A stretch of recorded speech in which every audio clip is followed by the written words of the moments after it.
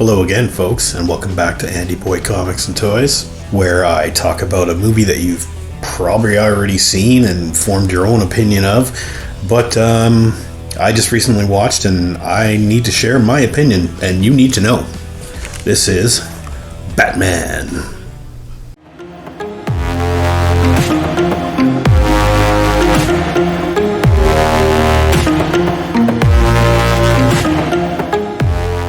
Tim Burton brought us in 1989 Michael Keaton as Batman in Batman. I'm Batman. I'm not that big of a Batman fan, to be honest. I don't know, the character never really appealed to me. I mean, of course I watched the 60s Batman, I watched it in reruns when I was a kid in the 70s and the 80s, and I did enjoy it. It was goofy and it was funny, and, you know, kind of grew out of it. And then I started buying comics and reading comics, and I bought a few Batman, and I was like, it's not exciting enough for me. Sorry. And then, in 1989, when I was just in the midst of selling off all my comic collection, this comes out. I don't know what to think. I mean, like, Batman's okay. Superhero stuff, though, in another movie. Like, Superman was kind of cool when I was a kid, and it got really stupid, and I was pretty much done with Superman by the time this came around. And then now you got Batman? I don't know, like, don't get me wrong. I mean, of course, we did have Batman before. In the 60s, we had Batman TV show, and, like, it's gonna be goofy. Maybe this movie's gonna be as goofy as that. Or, God forbid, it would try to take a serious angle and still end up goofy, like The Incredible Hulk on TV. Come on, let's not lie, people. That show is goofy as fuck. And then, of course, Spider-Man. They tried live-action Spider-Man and Captain America, along with The Incredible Hulk. I mean, that's all Marvel stuff. And that didn't come off so well. So I was pretty skeptical. I didn't know what to expect. Tim Burton. I wasn't familiar with Tim Burton at the time. I'm pretty sure I'd seen Beetlejuice, but I didn't associate the name Tim Burton. Pee-wee's Big Adventure, of course, I saw before this and loved. Didn't know it was Tim Burton that made it. It was just Pee-wee's movie. Then, of course, everybody heard the casting rumors. Michael Keaton as Batman? Isn't he that, like, comedian guy? Like, I'd seen a bunch of stuff with Michael Keaton in it before this. I saw Night Shift, probably the first thing I ever saw with Michael Keaton. Gung Ho, Mr. Mom, and Johnny Dangerously. One of my favorite mid-80s comedy movies. And you're going to tell me that this guy is Batman? I'm Batman. Isn't that guy a comedian? Come on, let's get nuts. And then I'd heard that Jack Nicholson was going to play the Joker. And I was like, what? Isn't he that, like, Academy Award guy? Like, I mean, the only things I'd seen him in before were One Flew Over the Cuckoo's Nest and The Shining. But Jack Nicholson? The Joker? What does it all amount to? Well, it amounts to basically my favorite Batman movie. I'm going to go out there and lay it on the line and say this is my favorite Batman movie. Because it came out of nowhere, and it changed the way that Hollywood movies were made after this. Suddenly it was like, yeah, you can do all this goofy comic book stuff, and you can pull it off in live action on the big screen and make it look kind of neat, like a superhero movie should. It took me years and decades of re-watching this movie to actually think about what it is that I really like about this movie. I mean, I love Michael Keaton as Batman. I think he was perfect. He was a perfect balance of a serious and troubled, but yet still kind of trying to keep it together guy of Bruce Wayne, with a bit of a comedic edge. You know, he's no George Clooney. But yeah, and he also made a pretty good Batman. I mean, he wasn't like super intimidating, but it didn't matter, really. I mean, you couldn't see his face, and it didn't matter. They could have ADR dubbed in his voice for, like, the whole thing. I mean, nowadays, that's what they do, right? It's all motion capture. You think Michael Keaton was actually doing those crazy flips and killing aliens and Russian guys in the Flash movie? I highly doubt that. Michael Keaton's like 78 years old or something. And let's talk about the 800-pound Joker in the room, Jack Nicholson. In my mind, this guy made this movie. Well, I mean, of course, Tim Burton made the movie. This movie wouldn't be what it was if it wasn't for Jack Nicholson.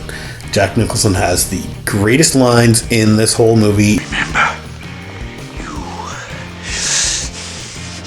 are my number one guy. Made me laugh through the whole thing, even though he was still a scumbag and he was scary and he was like, You can call me Joker. a villain, quite obviously a villain. He might be evil, but he's still fucking funny, man. Like, Oh, there'll be a hot time in the old town tonight. Just get those wonderful toys. you know what I mean? This guy was like winning Academy Awards, and they obviously paid him a crap ton of money to make Batman. No diss. I mean, I haven't seen the Joker movie, Joaquin Phoenix, but I don't care. Too serious and depressing, and it's fucking Batman.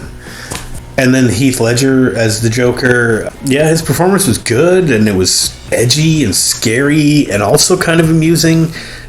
Really great performance, and I think, okay, maybe there was a little bit of like posthumous kind of like, you know, we have to give him the Academy Award kind of thing, but I think he earned it. Nicholson still blows him away. Sorry.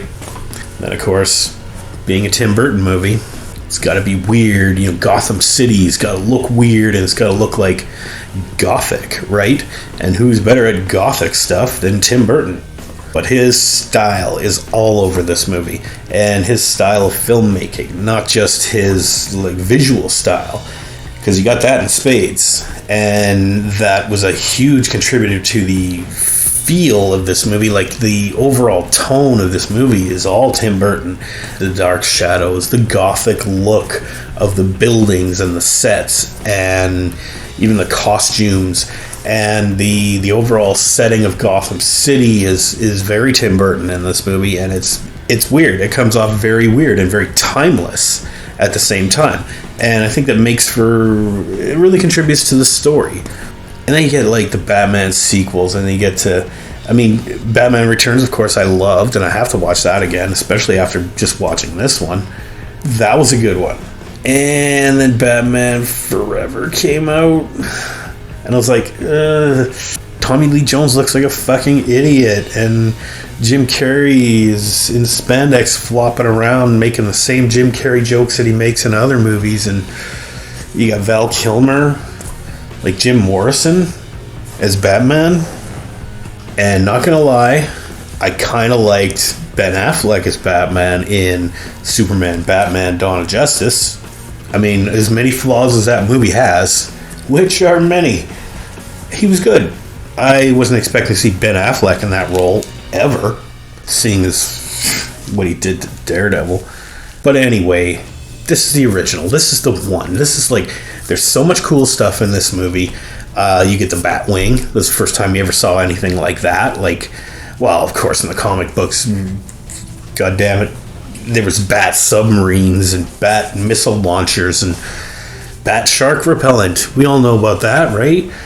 Yeah, but, you know, sequels aside, this original one, you know, which also stars, I gotta mention, you know, certain actors, I guess. Billy D. Williams is briefly in this. He plays Harvey Dent, pre-Two-Face Harvey Dent.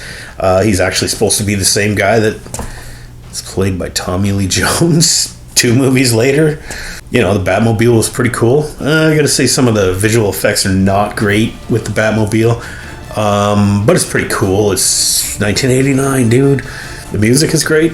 Music is brought to you by Danny Elfman, a longtime collaborator with Tim Burton. The orchestral score and stuff. There's a lot of Prince music in this movie too. And as much as I like Prince, some of the songs are kind of dumb. I don't really like him that much. Then you get, of course, Kim Basinger. I like bats. 80s icon. Just the sexiest woman alive, and everybody was in love with her, and she was just drop dead gorgeous, and she's fine in here. I mean, she's not a terrible actress. She's a good actress, I think. Her screams are a little over the top in this movie, and her screaming gets really annoying. but she still plays her character well. I don't know, she's a little too much damsel in distress if you ask me, but this is 1989, and they weren't writing particularly powerful female roles and stuff like Batman. I mean, I'm glad they do now, but this was 1989. Oh, Jack Palance, of course. Jack Palance plays like the mob boss. That's actually like the Joker's boss before he becomes Joker. You are my number one guy. He's the one that kind of betrays Jack Nicholson and sends him to basically to his doom, where he falls in a vat of like chemicals and he becomes the Joker. Goes insane and his skin turns all white and crap. And watch the movie. You know this movie. You don't need me to talk about all this stuff. Of course I recommend it. How can you have read any comic book and not wanted to see something like this? This perfectly replicates the feel of the comic because it's not too serious, which is what I was worried about. But with all the Nicholson jokes in there and even the Michael Keaton humor in there, this town needs an enema. Come on, let's get nuts. it's serious when it needs to be serious, even though it's goofy as hell and they want you to take it seriously, but you're just like, it's fucking Batman. I mean, there's dark stuff in here, and I know everybody likes the dark side of Batman, and Batman's this classic story, him and the Joker, this dichotomy, and you throw all these fancy terms in there and shit, and it's like a guy with clown makeup fighting a guy in a bat suit. What the fuck, man? How stupid is that? I guess it's no goofier than Star Wars, right? I just never wanted to take Batman that seriously, and this one just rolled the line where it's like, ooh, it's kind of serious. But then if you look beneath the surface and you realize that this whole movie was made pretty tongue-in-cheek, let's say, Tim Burton-esque, then you realize that they accomplished it. They made the perfect Batman movie. In my mind, the perfect Batman movie. I'm going to go out of my way. I'm going to give Batman 1989 an A. Not an A+, because it's not one of my favorite movies ever, but it's definitely my favorite Batman movie. It's up there in my top 10 superhero movies. Definitely an A. This is a great movie. If you've ever wanted to watch a Batman movie, you've probably seen this multiple times. So what good is me talking about it? I don't know. I need likes and subscribes, man. I need to get more views, man. Them sweet views. One day maybe I'll be, getting paid for this. Or I'll be asking you for money to pay me for this. I have a feeling that's going to be it's a whiles away. Don't worry. Anyway, so until next time, until I start hitting you up for money, have a good one out there, everybody.